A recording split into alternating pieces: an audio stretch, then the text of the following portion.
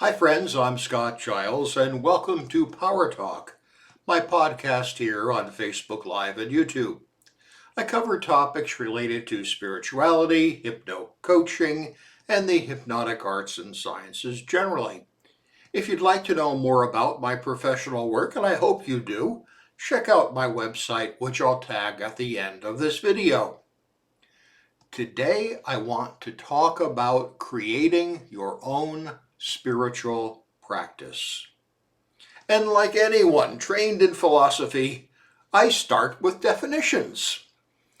And that's important because words like spirituality are ancient words that have multiple layers of meaning, and we need to know what we're talking about. As I use the term here, spirituality means how a person relates to the larger universe that we occupy. That is, it is a focus on something that is either larger than yourself, theologians call that transcendence, or something that is deeper and more profound within yourself. Theologians call that immanence. Now, spirituality and religion are not the same thing. In your imagination, think of a cross made by a horizontal line and a vertical line.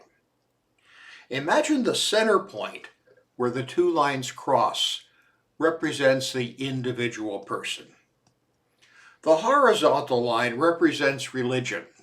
It is something that, at least potentially, connects the individual to other things outside of themselves, but within space and time, to a church, a congregation, a community, a historical tradition, and so on. Religion involves things that happen typically in public. There are buildings, meeting spaces, books about the history of that tradition, important gatherings, other people, and so on. It unites us to other people in a horizontal sort of way. Spirituality, however, works along the vertical axis. It connects a person to something which is higher, or something that is intangible but felt as greater than oneself, to a divine power, an energetic force, what have you. And because that vertical line goes down as well as up, spirituality can be understood as something that can be deeper within oneself. A Christ consciousness, a mindfulness, Buddha nature, enlightenment, and so on. The thing to get is that religion is usually something you do with other people, whereas spirituality is something that you fundamentally do alone. Now, you can be part of a spiritual development group or community, but the important action is not that connection to others, it's the spiritual practice itself. So you may belong to a community of meditators, but the important thing is when you settle down into meditation and find that immanence deep inside of you. Now, I believe it's best to have both a religion and a spirituality and to keep them in some sort of balance, but it's certainly possible to have either without the other. I've met lots of people in religious institutions who are part of a community but had no spiritual practice to speak of. Likewise, I've met a great many people who would describe themselves as spiritual but not religious, and I get that. It's not my place in this podcast to recommend any particular spiritual path. And even if it were, I wouldn't, because I believe that all spiritual paths are worthwhile and of value. The image I use is something I borrowed from mystic and author Evelyn Underhill. She proposes the issue of a wagon wheel. You have the rim that is connected to the hub by a series of spokes. She describes each spoke as a different spiritual path. As people become more engaged in their spiritual practice, they progress down their spoke, getting closer and closer to the source, represented by the hub. But she takes it a step further, and I really love this.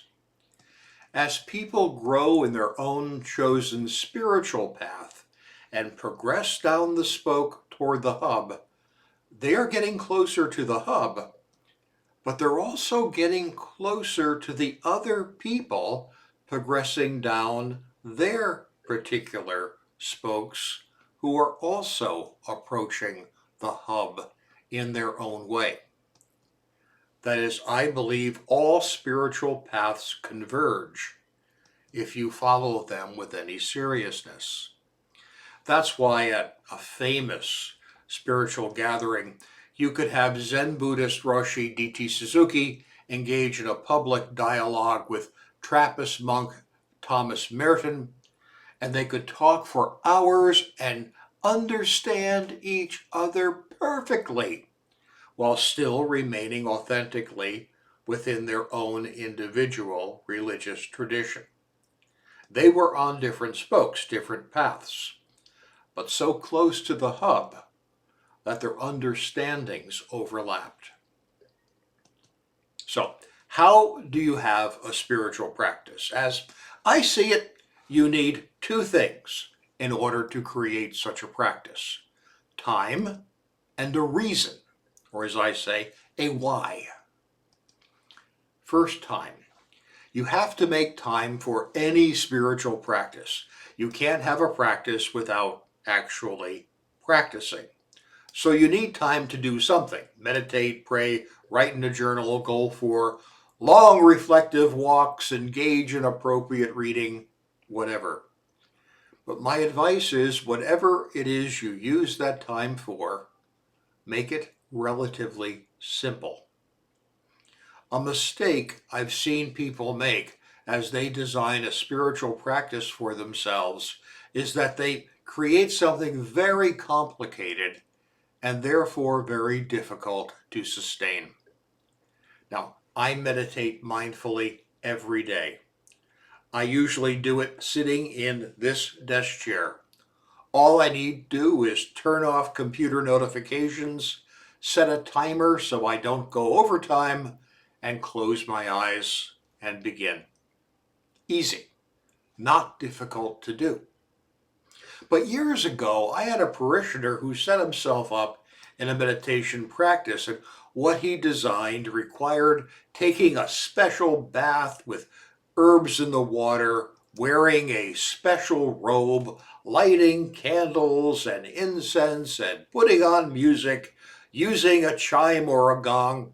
Now, there's nothing wrong with any of that, but it's a lot of work and disruption. And that increases the odds that the practice will eventually fall by the wayside.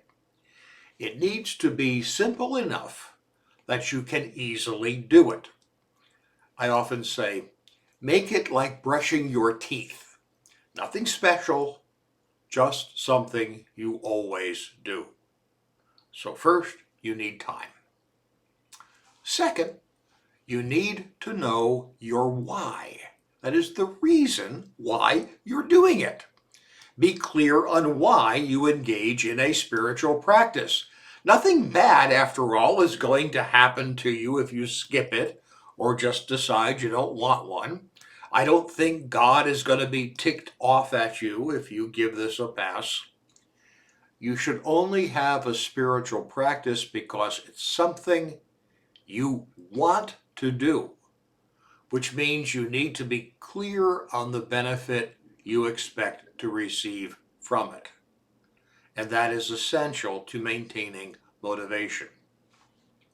There's a quotation from Martin Luther I like that explains some of how I approach this. He wrote, "I have so much to do today that I cannot possibly accomplish it if I spend less than 3 hours in prayer."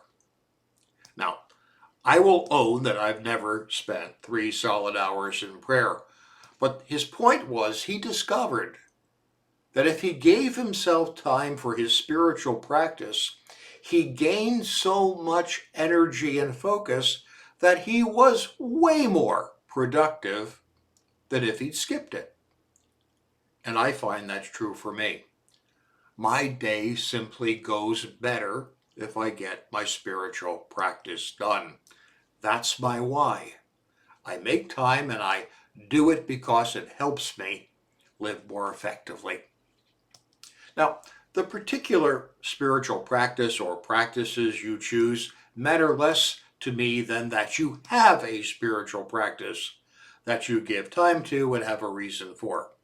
Even if all your practice is as simple as lighting a candle and saying an affirmation for a couple of minutes when you get out of bed, that is a valid practice.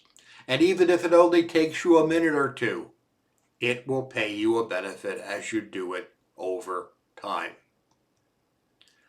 Now, in my personal case, my practice is mindfulness meditation in the morning to start the day right, and reflective journal keeping as I move through my day. I use the bullet journal system, but your mileage may vary. I got a huge lesson on this back when I was a parish minister serving a congregation in Oak Park, Illinois. We had hired a consultant to work with church leadership. His name was the Reverend Roy Oswald, and at the time he worked for a church consulting company called the Alban Institute. He did a great job with the consultation. But quite apart from that he was helpful to me at a personal level. He stayed as a guest in my home over the time of the consultation, and as part of the informal give and take that comes in that setting, he explained his spiritual practice. At the end of his day, he took a shower. But as he showered, he imagined the water as if it were light flowing over his body. He would begin a series of affirmations. I release my past into the light of God. I release my future into the light of God, and so on. And before he took that shower, he changed into jogging clothes and would go for a run. But as he would run, he would chant. Scott, he said, a spiritual practice isn't so much what you do as that you do something. In many cases, spirituality is a way of doing something that you already do. So it doesn't matter what you do, as anything, even a shower and jogging, can become a spiritual practice if you do it that way. But you need time, and you need a why. You need to understand why you're doing it.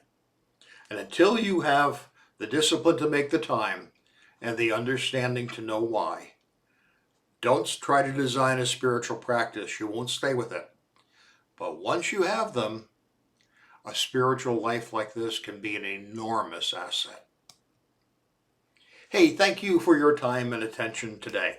I'll be back next week with another talk on a different subject, and I'd like to invite you to join me.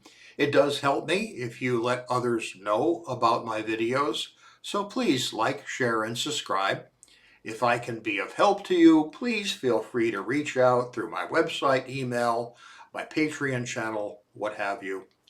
Stay well and stay safe.